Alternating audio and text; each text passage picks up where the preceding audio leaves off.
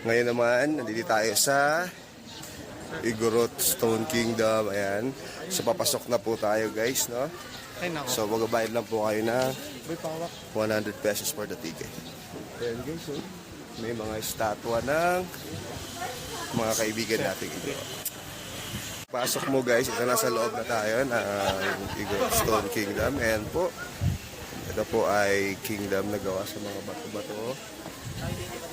Tapos guys, merong mga gawa siya sa bato, guys. Ganitong klaseng bato. Ayan, oh. So napakaganda, guys, oh. So parang second time ko na nakapunta dito, pero napakaganda pa rin and continuous yung development nila, guys. So guys, aakyat na tayo, no. Andun pala si Ali, guys, oh. Si Ali, eh. So aakyat tayo.